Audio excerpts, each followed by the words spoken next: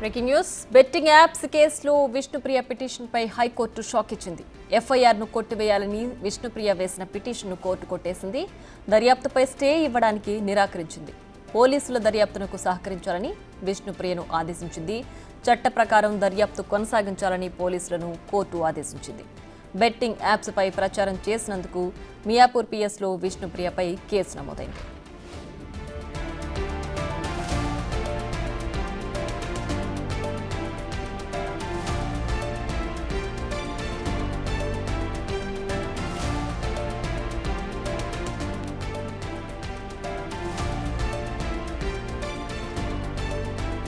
ఇక మరింత సమాచారాన్ని మా ప్రతినిధి సురేష్ లైవ్ లో అందిస్తారు. సురేష్, చెప్పండి, విష్ణుప్రియకు స్టే ఇవ్వడానికి కోర్టు నిరాకరించింది కదా, దర్యాప్తుకు సహకరించాల్సిందే, విచారణ చేయాల్సిందే అంటూ కూడా కోర్టు ఆదేశించింది.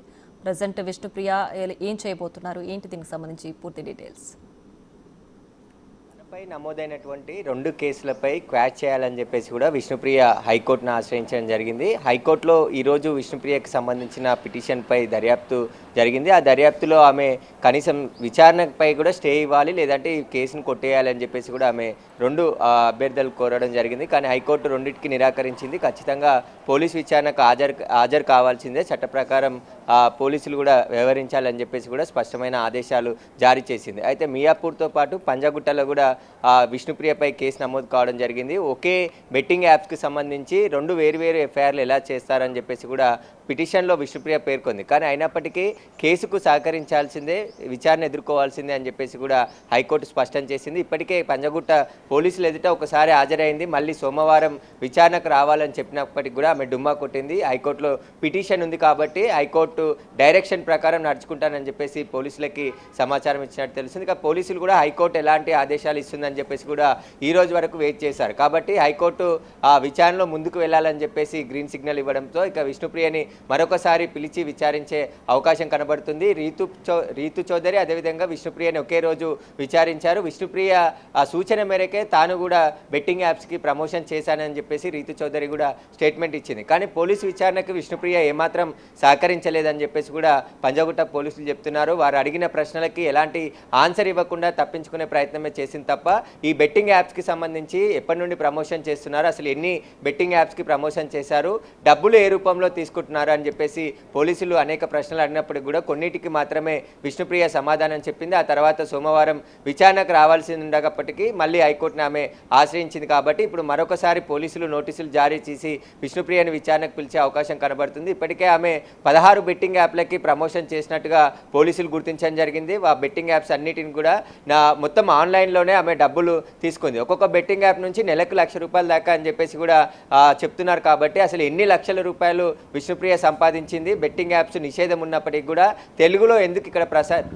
ప్రమోషన్ చేయాల్సి వచ్చిందనే దానిపై కూడా పోలీసులు ఆరా తీస్తున్నారు. ఇప్పటికే ప్రభుత్వం కూడా బెట్టింగ్ యాప్స్పై చాలా సీరియస్గా ముందుకెళ్తుందని చెప్పారు. దానికి సంబంధించి సిట్టు కూడా ఏర్పాటు చేయబోతున్నామని చెప్పేసి కూడా సీఎం రేవంత్ రెడ్డి అసెంబ్లీలోనే ప్రకటించారు. కాబట్టి ఈ బెట్టింగ్ యాప్స్కి సంబంధించిన మూలాల వరకు కూడా పోలీసులు వెళ్లే ప్రయత్నం చేస్తున్నారు. వాటికి సంబంధించిన బెట్టింగ్ యాప్స్ కంపెనీస్ ఏవైతే ఇండియాలో ఉన్నాయో వాటికి నోటీసులు ఇచ్చి విచారణకు పిలిచే అవకాశం ఉంది. కొన్ని దుబాయ్ అదేవిధంగా కొన్ని ఇతర దేశాల నుంచి, చైనా నుంచి కూడా ఆపరేటింగ్ చేస్తున్నట్టు పోలీసులు గుర్తించడం జరిగింది. వాటన్నిటికి సంబంధించి పూర్తి దర్యాప్తు కొనసాగుతుంది. ఇప్పటికే తెలంగాణ సైబర్ సెక్యూరిటీ బ్యూరో కూడా ఈ బెట్టింగ్ యాప్స్కి సంబంధించిన జియో ఫెన్సింగ్ సిస్టమ్ను ఏర్పాటు చేసి, ఎందుకంటే ఎలాంటి బెట్టింగ్ యాప్స్ ఉన్నా తెలంగాణలో వెబ్సైట్లలో ఓపెన్ కాకుండా జియో ఫెన్సింగ్ సిస్టమ్ని ఏర్పాటు చేసే విధంగా కూడా సెంట్రల్ గవర్నమెంట్తోని సంప్రదింపులు జరుపుతున్నామని చెప్తున్నారు. గతంలో అనేక బెట్టింగ్ యాప్స్ని గుర్తించి వాటిని డిలీట్ చేయించినప్పటికీ మళ్ళీ ఈ బెట్టింగ్ యాప్స్ వేరే అంటే ఏఐ టెక్నాలజీ వచ్చింది కాబట్టి ఆ టెక్నాలజీ ద్వారా తెలంగాణలోకి కూడా మళ్ళీ రీఓపెన్ అవుతున్నాయి. కాబట్టి వాటికి సంబంధించి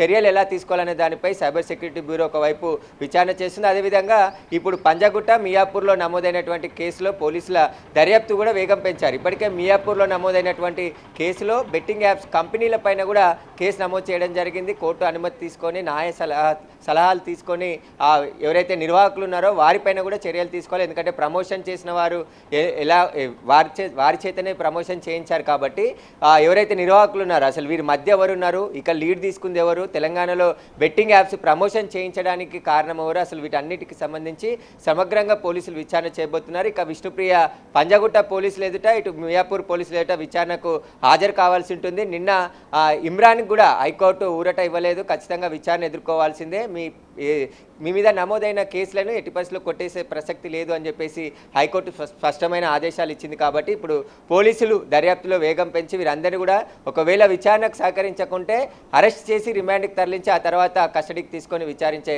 అవకాశాలు కూడా స్పష్టంగా కనబడుతున్నాయి. రైట్ సురేష్, అయితే ఇప్పుడు ఇంతవరకు కూడా విచారణలో విష్ణుప్రియ ఎలాంటి సమాధానం చెప్పలేదంటారు.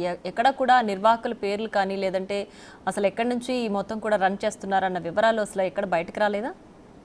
అంటే పోలీసులు తమ దగ్గర ఉన్న టెక్నాలజీ ద్వారా అసలు ఎంతమంది బెట్టింగ్ యాప్లకు ప్రమోషన్ చేశారు, ఏ బెట్టింగ్ యాప్లకు ప్రమోషన్ చేశారనే ఆధారాలన్నిటిని కూడా ఇప్పటికే ప్రైమరీ ఇన్వెస్టిగేషన్లో సేకరించడం జరిగింది.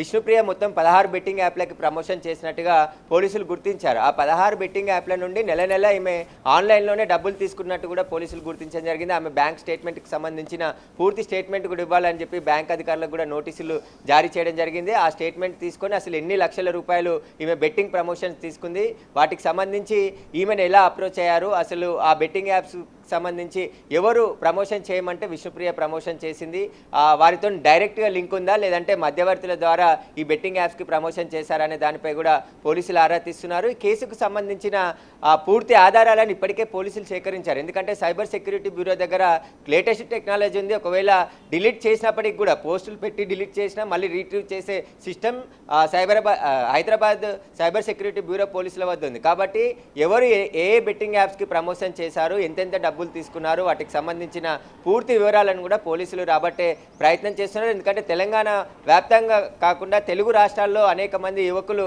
ఆత్మహత్యలు చేసుకున్నారు. బెట్టింగ్ సంబంధించి యాప్లు డౌన్లోడ్ చేసుకొని వారి దగ్గర ఉన్న డబ్బులు అందులో పోగొట్టుకొని మళ్ళీ అవి సంపాదించవచ్చు అని చెప్పేసి కూడా అనేక లక్షల రూపాయలు కుటుంబ సభ్యులకు తెలియకుండా బయట స్నేహితుల దగ్గర బంధువుల దగ్గర అప్పులు తెచ్చి అందులో పెట్టి నష్టపోయి ఇక ఆత్మహత్యలు చేసుకున్న ఘటనలు చాలా కనబడుతున్నాయి. ఇప్పటికే 25 మంది ఆత్మహత్యలు చేసుకున్నట్టు కూడా పోలీసులు గుర్తించడం జరిగింది. వారికి సంబంధించిన కుటుంబ సభ్యుల స్టేట్మెంట్ కూడా తీసుకోవడం జరుగుతుంది. కాబట్టి ఇప్పుడు సిట్ కూడా ఏర్పాటు చేయబోతున్నారు. కాబట్టి సిట్ మొత్తం అన్ని విషయాలపైన దర్యాప్తు చేసే అవకాశం కనబడుతుంది. దీంట్లో బెట్టింగ్ యాప్స్ తెలంగాణలో 2015 నుంచి నిషేధం ఉన్నాయి. అయినప్పటికీ కూడా తెలిసి మళ్ళీ ఎందుకు ఇందులో పూర్తిగా ప్రమోషన్ చేశారు. కాబట్టి పెద్ద హీరోలు కూడా ఉన్నారు. సినిమా ఇండస్ట్రీకి సంబంధించిన హీరోలు ఇటు ప్రకాష్ రాజు, రానా వీళ్ళంతా కూడా తాము అగ్రిమెంట్ చేసుకున్నామని చెప్పేసి ఆ అగ్రిమెంట్కి సంబంధించి కొన్ని రాష్ట్రాల్లో అనుమతి ఉందని చెప్పేసి కూడా వాళ్ళు చెప్తుంటూ ఒక వివరణ ఇచ్చారు. కాబట్టి ఆ అగ్రిమెంట్లు ఏమని చేసుకున్నారు, తెలంగాణలో నిషేధం ఉంది, తెలంగాణలో వారు చేసిన యాడ్ ప్లే కాకుండా చూసుకోవాలని ఒకవేళ అందులో రాసి ఉంటే తప్ప వీరు ఒకవేళ అలాంటిది ఎలాంటి షరతు లేకుండా యాడ్ చేస్తే వారిపైన కూడా చర్యలు తీసుకునే అవకాశం ఉంటుంది. ఖచ్చితంగా లీగల్గా అన్ని ఒపీనియన్స్ కూడా పోలీసులు తీసుకుంటున్నారు. ఎంతటి వారున్నా వదిలిపెట్టే ప్రసక్తి లేదు. బెట్టింగ్ యాప్స్ అనేది జూదం, గ్యామ్లింగ్ వీటన్నిటిని నిషేధం ఉన్నప్పటికీ కూడా తెలంగాణలో ఏ విధంగా ప్రమోషన్ చేస్తారనే దానిపై కూడా సోషల్ మీడియాలో కూడా విపరీతంగా ట్రోల్స్ జరుగుతున్నాయి. వీరందరిపైన చర్యలు తీసుకోవాలని చెప్పేసి కూడా చెప్తున్నారు. రైట్, ఇప్పుడు విష్ణుప్రియ ఎఫ్ఐఆర్ కానీ లేదంటే విచారణ కానీ రెండు కూడా క్వాష్ చేయాలని ఆమె కోరిన నేపథ్యంలో న్యాయస్థానం దాన్ని నిరాకరించింది. అటు ప్రభుత్వం ఎంత సీరియస్గా ఉందో న్యాయస్థానం కూడా అంతే సీరియస్గా ఉంది ఈ బెట్టింగ్ ప్రమోషన్స్లో అనేది మనకు అర్థమవుతుంది. మరి ఇందులో టాలీవుడ్ ప్రముఖులు కూడా చాలామంది బెట్టింగ్ యాప్స్ని ప్రమోట్ చేస్తున్నారని చెప్తున్నారు. సో వారిపైన కూడా కఠిన చర్యలు తీసుకునే అవకాశం ఉందా? ఖచ్చితంగా అందరిపైన ఒకే విధంగా చర్యలు ఉండబోతాయి. చట్టం ముందు అందరూ సమానులే. చిన్న హీరోనా పెద్ద హీరోనా అనే కాకుండా ఎవరైనా సరే చట్ట ప్రకారం పోలీసులు ముందుకు వెళ్తున్నారు. వారి పాత్ర ఇందులో ఎంతవరకు ఉంది, ఎలాంటి బెట్టింగ్ యాప్స్కి ప్రమోషన్ చేశారు, ఈ ప్రమోషన్ రూపంలో కోట్లాది రూపాయలు సంపాదించారు. అంటే యూట్యూబ్ ఇన్ఫ్లుయెన్సర్లే కాదు, సినిమా ఇండస్ట్రీకి సంబంధించిన అగ్ర హీరోలు, అగ్ర నటులు వీరందరూ కూడా నటీమణులు కూడా ప్రమోషన్ చేసినట్టు కూడా ఇప్పుడు సోషల్ మీడియాలో విపరీతమైన వీడియోస్, వారికి సంబంధించిన వీడియోస్ పోస్ట్ చేసి వీరిపై ఎందుకు చర్యలు తీసుకోరని చెప్పేసి కూడా నెటిజన్లు క్వశ్చన్ చేస్తున్నారు. కాబట్టి వాటన్నిటికీ సంబంధించి విచారణ జరగాలంటే సిట్ ఏర్పాటు చేసి మొత్తం అసలు ఈ బెట్టింగ్ యాప్స్కి సంబంధించి ఎంతమంది ప్రమోషన్ చేశారు, తెలంగాణలో నిషేధం ఉన్నప్పటికీ కూడా తెలిసి వాళ్ళు బెట్టింగ్ యాప్స్కు ఇటు రమ్మీ యాప్స్కి వాటికి సంబంధించిన ఆన్లైన్ బెట్టింగ్కి సంబంధించి ఎలా ప్రమోషన్ చేస్తారనే దానిపైన ఇప్పుడు పోలీసులు విచారణ జరుపుతున్నారు. విష్ణుప్రియకు సంబంధించి కేసులో కూడా, ఎందుకంటే 2 కేసులు నమోదయ్యాయి. ఇటు మియాపూర్తో పాటు పంజాగుట్టలో కూడా కేసు నమోదైంది. పంజగుట్టలో 11 మంది పైన డైరెక్ట్గా కేసు నమోదు అయింది. అయితే ఈ మియాపూర్లో 25 మంది పైన కేసు నమోదైంది. ఇందులో ఉన్నవారే అందులో కొంతమంది ఉన్నారు కాబట్టి ఆ 2 చోట్ల విచారణ ఎదుర్కోవాల్సింది. ఎందుకంటే వేరువేరుగా ఫిర్యాదులు అందాయి. వీరు ఇన్ఫ్లుయెన్స్ చేయడం వల్లనే అమాయకులు మాటలు నమ్మి, ఎందుకంటే ఆ వీడియోలలో కూడా పూర్తిగా మీరు ఎంత ఎక్కువ పెట్టుబడి పెడితే అంత పెద్ద ఎత్తున రిటర్న్స్ మీకు వస్తాయని చెప్పేసి స్వయంగా ఆ వీళ్ళు మాట్లాడిన వీడియోలే ప్రమోషన్ రూపంలో పోస్ట్ చేశారు. కాబట్టి వీరి పాత్ర స్పష్టంగా అందులో ఉంది. వీరు ప్రేరేపించినందుకే అమాయకులు, ఎందుకంటే వాళ్ళ ఫాలోవర్స్ ఉంటారు, వారి అభిమానులు ఉంటారు, వాళ్ళు చెప్పిన మాటలు నిజం అనుకొని చెప్పేసి లక్షల రూపాయలు అందులో పెట్టి నష్టపోయి ఆత్మహత్యలు చేసుకున్నారు. కాబట్టి వీళ్ళ వల్ల ఎవరైనా ఆత్మహత్య చేసుకుని ఉంటే ఆ వీడియో చూసి, ఎవరైనా సెలబ్రిటీకి సంబంధించిన వీడియో చూసి వాళ్ళ ఫాలోవర్ అయ్యిండి, ఒకవేళ ఆయన ఇన్స్పిరేషన్గా తీసుకొని వీడియో చూసి అందులో పెట్టుబడిగా పెట్టి నష్టపోయిన బాధితులు ఎవరైనా ఆత్మహత్యలు చేసుకుని ఉంటే వారిపైన BNS యాక్ట్ 108 కింద కూడా కేసు నమోదైతే అందులో 10 సంవత్సరాల జైలు శిక్ష ఉంది. ఖచ్చితంగా కల్పబుల్ హోమిసైడ్ అని చెప్పేసి తెలిసి, అంటే నష్టపోయి ఆత్మహత్య చేసుకుంటారని తెలిసి అప్పటికి కూడా ఇలా ప్రమోషన్ చేయడానికి నేరం కాబట్టే వారిపైన ఆ సెక్షన్ కూడా పెట్టే అవకాశం కనబడుతుంది. ప్రస్తుతం అయితే గ్యాంబ్లింగ్ యాక్ట్కి సంబంధించి, గేమింగ్ యాక్ట్కి సంబంధించిన సెక్షన్ల ప్రకారం కేసులు నమోదయ్యాయి. విచారణలో అనేక విషయాలు బయటకు వచ్చే అవకాశం ఉంది. విచారణ జరుగుతుంటూనే ఈ కేసులు కొట్టివేయాలని చెప్పేసి కూడా శ్యామల, విష్ణుప్రియ, అదేవిధంగా ఇమ్రాన్ ముగ్గురు కూడా తెలంగాణ హైకోర్టుకు పోయారు. శ్యామలను కూడా విచారణ ఎదుర్కోవాల్సిందే, కానీ అరెస్ట్ చేయొద్దని చెప్పేసి హైకోర్టు ఆదేశించింది. కానీ విచారణ ఎదుర్కోవాల్సిందే, విచారణకు సహకరించాల్సిందే, పోలీసులు చట్ట ప్రకారం ముందుకు వెళ్లాల్సిందే అని చెప్పేసి కూడా స్పష్టమైన ఆదేశాలు ఇచ్చింది. కాబట్టి విచారణ ఇక్కడ ఆపివేయాలని చెప్పేసి హైకోర్టు ఎవరి పిటిషన్లో కూడా చెప్పలేదు. కాబట్టి ఇప్పుడు అందరికీ సంబంధించి విచారణ కొనసాగుతుంది. ఇప్పటికే పంజగుట్ట పోలీసులు అనేక ఆధారాలు సేకరించడం జరిగింది. ఇక సైబరాబాద్ పోలీసులు కూడా పూర్తిగా లీగల్ ఒపీనియన్ తీసుకున్నాక చర్యలకు సిద్ధమవుతున్నారు. ఈ కేసులన్నీ విచారణ జరుగుతున్నాయి. ఒకవేళ సిట్టు ప్రభుత్వం త్వరగా ఏర్పాటు చేస్తే సిట్టే మొత్తం ఈ కేసులన్నీ తీసుకొని విచారించే అవకాశం ఉంటుంది. అప్పుడు అగ్ర హీరోలు అందరు ఇతర రాష్ట్రాలకు వెళ్లాల్సిన అవసరాలు కూడా ఉంటాయి. కాబట్టి అక్కడి నుండి కూడా అరెస్ట్ చేసి రావడానికి సిట్టు ద్వారా సులభంగా అవుతుంది. కాబట్టి ఒక ఉన్నత స్థాయి అధికారిని ఈ సిట్టికి ఇన్ఛార్జిగా పెట్టి ఈ బెట్టింగ్ యాప్లకు సంబంధించిన పూర్తి విచారణ కూడా జరపబోతున్నారు. ఇప్పటికే పంజగుట్ట పోలీసులు కూడా అనేక ఆధారాలు సేకరించి ఒకవేళ మళ్ళీ విచారణకు రాకుంటే ఖచ్చితంగా వారిని అరెస్ట్ కూడా చేసి రిమాండ్కి తరలించే అవకాశం ఉంది. Right Suresh, thanks for the updates.